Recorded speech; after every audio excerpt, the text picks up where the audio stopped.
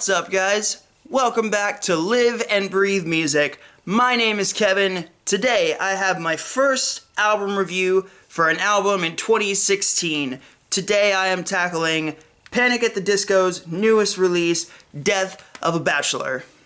So guys, let me go ahead and tell you, when I was younger, I heard some stuff from Panic at the Disco and I didn't really care for it. I never really got into the stuff that would be considered theatrical or just, I don't know. There was something about it that didn't click with me. I never cared for their first album or anything of that manner. So I found out there was a new album coming out, and it's 2016, it's a new year, new music, new bands, so I figured, why not give it a shot? That's what I'm all about, is discovering new music and showing you guys new music. So, decided to give it a shot. Whoo boy, I was wrong. Let me go ahead and tell you that. This album is phenomenal. I love it from start to finish. So I want to talk a little bit about it today with you guys, about what my thoughts are, and you guys can tell me what you think of it in the comments. So guys, I'm going to give you a track-by-track review of Panic at the Disco's 2016 release, Death of a Bachelor. So guys, first track starts, it's called Victorious, and it starts with a little opening chant. And I was kind of taken aback by that. I didn't really know what to expect going into it, but the music kicks in, and finally Brendan Urie's holding out that high note leading into the first verse. So from the very first few seconds of this album, I was really taken aback by it and really surprised by what I was getting ready to hear. And we finally get to the pre-chorus. We got to turn up the crazy, living like a washed up celebrity is what Brendan Urie is saying there.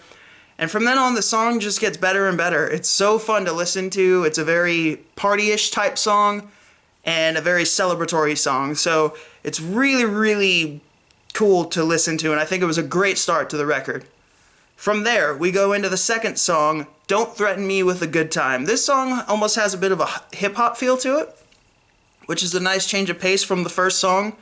So it's definitely a party song, and if you guys don't know, I've seen interviews with Brendan Urie talking about the record. This is supposed to be, now that he's married and sort of moved on to bigger things, this is supposed to be him sort of paying homage and coming to terms with his past and his party stories. So this is almost like a flashback if you really think about it. So again, the song has a hip-hop feel to it. The chorus is catchy. It just gets ingrained in your mind from the second that you start to listen to it. And he just says at the end of the chorus, don't threaten me with a good time. Again, it's another sort of party song. It's so fun to listen to. And his vocals are incredible. And yeah, it's just, I know it's some people's favorites on the record. It's definitely one of my favorites. I wasn't expecting that. First time I listened through the record, I didn't really care much for it, but it's grown on me a lot. So really, really impressed with that song. Track number 3, Hallelujah. This has a sort of gospel feel to it. And I always kind of compare it to, like, it could be sung in like a church, despite the lyrical content being a little bit off. But it has almost like a gospel choir effect in the background under Brendan's vocals. And again, he just shows off his range here.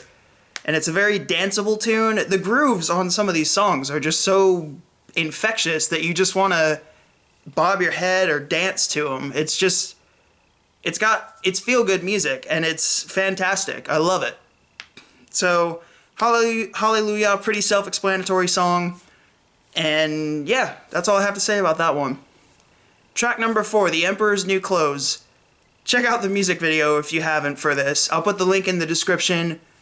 It's pretty trippy, but again, Brendan Urie's vocals are so all over the place on this record that you never know where he's going to take it with song after song. So the effects on this song are pretty crazy and out there. He starts in a low range and he builds up to the high range when he gets to the chorus, when he says he's taking back the crown. And then if you see in the music video, it's almost like a Nightmare Before Christmas feel to it. There's the skeletons in the music video singing this weird post-chorus riff of sorts. And it's just so crazy. And like I said, I wasn't into the over-the-top theatrical stuff, but he pulls it off really, really well on this record. So really, really happy with this song. It's not one of my favorites, but it's definitely grown on me with time. Track number 5, Death of a Bachelor. Okay, so this one, I almost was instantly turned off to it at the first listen. I thought that Brendan was really trying to emulate a Frank Sinatra feel, which I get it. Frank Sinatra is one of the all-time greats, so why wouldn't you want to pay tribute and homage to him? But I was a little bit taken aback by that. I felt like it was a little too try-hard and the vocals were sort of pushed. But when I really started to listen to it more, I slowly got more into it, and I found it to be... It still has that feel to it, but Brendan puts his own twist on it, especially when you get to the chorus and he goes up into his high register. So it's got an old-time feel to it, which is so cool. You never hear that sort of stuff in music these days. So I thought it was so cool, and I think it's a great song now listening to it more. And the old feel continues on into track number 6, Crazy Equals Genius. The lyrical content on this one is a little laughable to me for some reason. It's just, I can't really take some of the lyrics seriously on it. But I love, the music is what stands out to me here. It's got a big jazz band feel behind it. You know, the crazy drum breaks and the band instruments that are playing in the background. It's just, it's really, really entertaining to listen to. I can't say more than that. I play jazz music, so that stood out to me. So Crazy Equals Genius is definitely one of my top favorites on here. Number 7, we go into LA Devotee. The melody on this one is really, really simple, but my God, Brendan Urie knows how to get the catchiness factor going with these songs.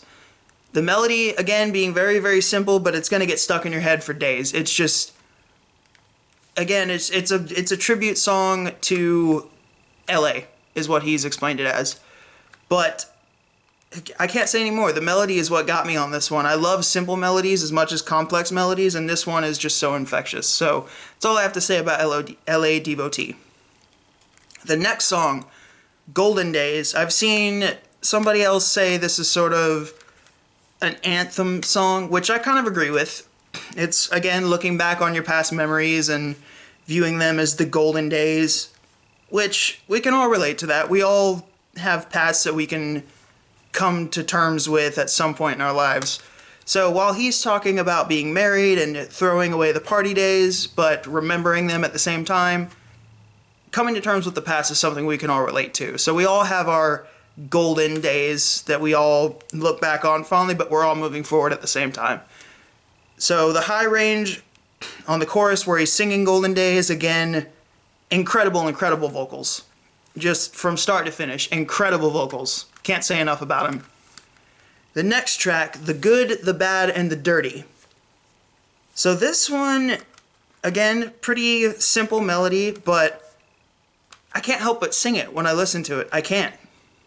And the chorus, the lyrical content I don't really connect to. I don't really know the meaning behind it, but it's still just infectious. I can't say it enough, guys. The melodies on this album are just perfect, and you just want to scream it at the top of your lungs. Again, really, really fun music to listen to. I'm really impressed with the instrumentation on the record. So yeah, The Good, the Bad, and the Dirty. We're down to the last 2 songs, House of Memories and Impossible Year. Again, they both, for me, have that sort of Sinatra feel to it, which I love Frank Sinatra's music, so it's grown on me, and I don't look at it as it's a ripoff or anything. It has its own modern twist to it, and I'm really, really happy to see that someone is keeping that style of music alive. Impossible Year, especially because it's got the piano-driven melody behind it. House of Memories is a little more of a groove tune. But again, both of them are looking back fondly on the memories that Brendan has made. And again, they're both really, really relatable tracks to anyone that can listen to it, whether you're a fan of Panic at the Disco or not. So guys, that's my track by track. This album is just phenomenal. It's definitely made me a fan of Panic at the Disco. I'm going to go back and check out some of their other parts of their discography. and I can't wait to see where this album takes them, because it's incredible.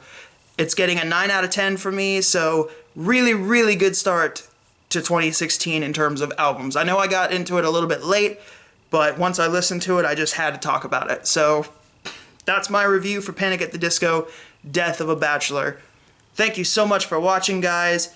I'm Kevin. This is Live and Breathe Music, where the music speaks for itself. I'll catch you guys later.